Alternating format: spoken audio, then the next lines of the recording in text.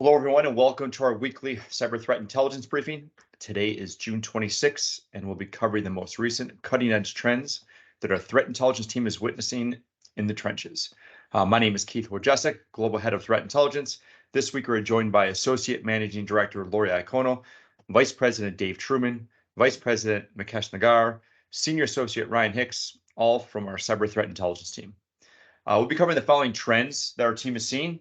The adversary in the middle on the BEC campaign, Mystic Information Stealer, the Linux SSH servers that are infected with the Tsunami bot, and the ransomware roundup given us by Lori Iacono. So with that, I'm going to turn over to Ryan. Thanks, Keith. Hi, everyone. So last week, Microsoft gave some quite nice visibility and reported on what they're seeing with adversary in the middle and business email compromise attacks targeting what they kind of suggested that or said that really limited to, at the moment, banking and financial sectors. And the attack originated from a compromised trusted vendor, and this developed into chained attacks spanning multiple organizations within those sectors. Adversary in the middle is a tactic where the attacker intercepts authentication between the victim and a legitimate service, likely cloud login services. And they're basically stealing credentials, multi-factor authentication, and session cookies, to then use those to gain access. Microsoft noted that the use of indirect proxies, in this case, to perform the attack is a evolution on the threat, and that enabled the attackers to kind of flexibly target with a variety of phishing pages depending on the target themselves. And then once a phishing email kind of gets initially delivered to a victim from a trusted source, and the malicious link is opened, you see that on the right hand side there, it's kind of one of the sort of phishing pages, splash screens that is kind of commonly seen, those kind of credential harvesting pages, mimicking the sign-on page of the targeted application. The sign-in page contained resources loaded from attacker-controlled server, and that initiated an authentication session with the authentication provider of the target application. Again, so it's that kind of adversary in the middle aspect. And that was using the victim's credentials that they entered. And once the credentials were entered, the user was then led to a fake multi-factor authentication page where the user inputted their kind of MFA digits or token, which once captured were then reused by the actor to log into the target application. And then once access was gained by into the application as the victim, as it were, the attacker proceeded to add a secondary multi-factor authentication method to the victim's account. This was seen through using SMS-based authentication.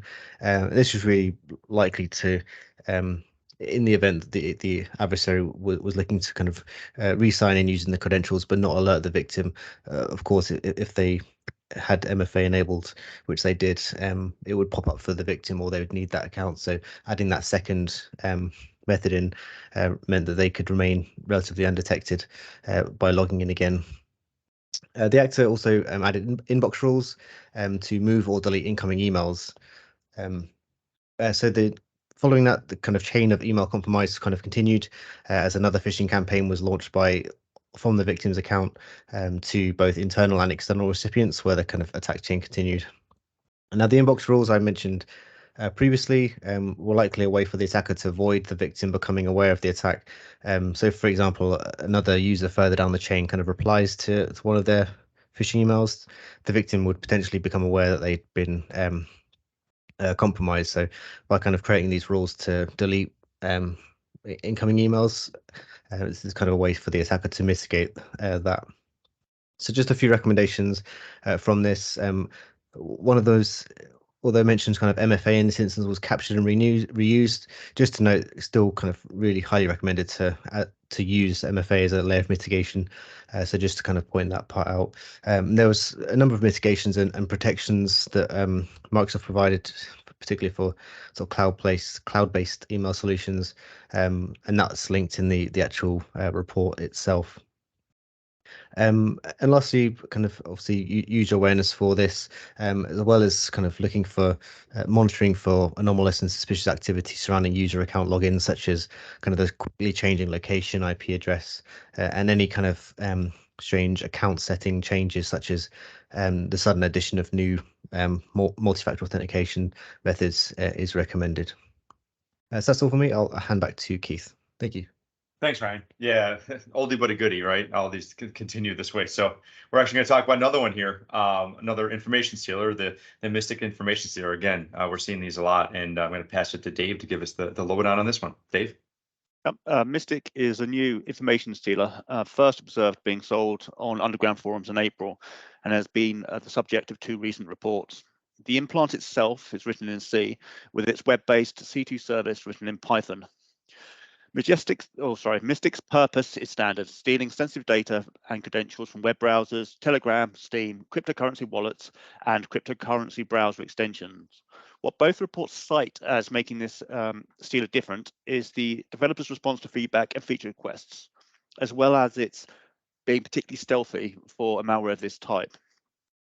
Its core anti-defense strategies include RC4 encryption, VM sandbox detection, immediate exfiltration of data without saving anything to disk, instead of collating data into a single file for upload as other stealers do, and hiding its calls to the Windows API. The 2 reports diverge on how they say Mystic hides its calls to the Windows API. The more in-depth report indicates that it loads DLL functions using a custom hash of function names. The less detailed article indicates that system calls are used, though there was no evidence provided for this claim. Therefore, this should be viewed with very low confidence until some evidence is provided. However, with the frequency of updates made by the developer, an EDR bypass technique such as direct system calls could make its way into the malware in future updates if it is not there already. One notable aspect was that the port numbers being used were in the ephemeral range, meaning that they are not ports commonly used for most common protocols. Whilst port numbers are likely configurable, it does highlight the benefit of blocking and detecting non-standard ports on the firewall, as it will block some malware configurations from exfiltrating data. Thank you. Keith? Thanks, Dave. Appreciate that. And we're going to hand it over to Mukesh to talk about a new Linux issue that he's seen. So, Mukesh? Thank you, Keith. Hello, everyone. So researchers at AHN Labs Security Emergency Response Center recently uncovered a campaign systematically scanning the internet to find publicly exposed Linux SSH servers and employ a brute force technique to compromise them. Once the actor was able to gain access, they, as an administrative user, so as root, they were able to execute a bash script to download and execute a collection of malware. The downloaded malware included several of the following components: a Tsunami DDoS bot. This allows the attacker to utilize a Perl-based DDoS bot named Shellbot, which communicates via the IRC, so Internet Relay Chat Protocol, and is able to support various attack types, including port scanning on UDP, TCP, and HTTP flood attacks, as well as being able to establish a reverse shell connection, providing further control and persistence to the threat actor. Another component that's also installed is a log cleaner. The attacker is able to employ 2 log cleaners. These are the MIG log cleaner version 2.0 and the Shadow log cleaner. These tools help facilitate the eradication of intrusion evidence from the compromised machines, making it difficult for administrators to detect the infection. The actors also utilize an ELF file to elevate the privileges so that to our root user, this privilege escalation malware in the form of an executable linkable format enables the attacker to get access to critical system resources as well as navigate through the network. The final component that's also installed is a XMRig coin miner. This is the final stage, and the coin miner is used to leverage the server's computational resources to mine Monero cryptocurrency. As an unauthorized usage of the server resources, it can significantly impact performance and reliability of the server. System administrators, it is crucial to implement recommended mitigation strategies to strengthen the security postures of the SSH servers and reduce the risk to compromise. This includes continuous monitoring, timely installing security updates, and as well as user education. By staying vigilant and proactive, this can help mitigate the challenges, as well as ensuring that SSH protocol is not open to the internet and also restricted to either the internal network as well as via the VPN or using a different port. I would also like to further assure that the Kroll Cyber Threat Intelligence team has taken immediate action by ingesting the indicators of compromise and disseminating these to our detection technologies. We will continue to monitor this sort of malware and attacks and keep you updated in future threat intelligence reports, as well as provide this to our SOC and detection engineering teams for further detections. Thank you. Over to you, Keith. Thanks, Mukesh. Really appreciate that. We're going to wrap it up here with Lori and her ransomware roundup. Lori? Sorry. Thanks, Keith. Yeah, so I'm going to talk about Rorschach Ransomware. So Rorschach Ransomware is one that was recently published upon. It appears as though it was built using Babic source code. So it's kind of following in a recent tradition of many different ransomware variants that we have observed that are kind of built on that source code. And famously, Babic source code was dropped in some of the underground forums in 2021. And since then, as I said, it's been used by a wide variety of threat actors kind of customizing on that and making it their own. This particular strain, researchers are not seeing it conduct exfiltration, so no double extortion technique with this one that's been observed yet. But the big story here with Rorschach seems to be the speed that it's using to actually encrypt networks. In fact, some researchers are saying that it's taken the encryption speed title away from Lockbit 3.0, and that group has kind of famously bragged about themselves as having the fastest encryption tool in the ransomware space. So how is Rorschach Ransomware doing this?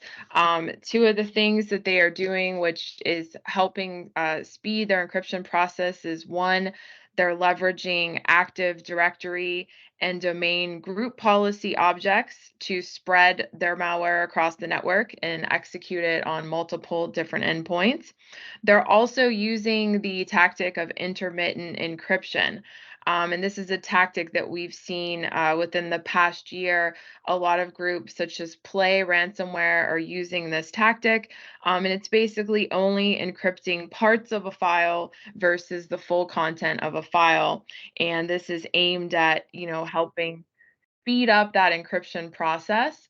And that process then is, basically it's giving security tools less time to detect the ransomware on the network. So highlighting here, I think Rorschach Ransomware is a good example of, the evolution of threat actors and how they're constantly trying to evade detection. And this is a case where they're trying to speed up the processes to evade that detection. And it also highlights for security defenders the importance of, kind of continuous security fine tuning to make sure that they're able to detect even fast speeds like this on their network.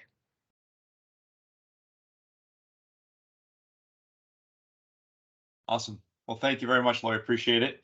A big thank you to everybody that has taken the time to tune in to today's Kroll's Weekly Threat Intelligence Briefing. We hope you found the session informative. Enjoy the rest of your day and make sure you tune into next week. Again, thanks everyone for joining.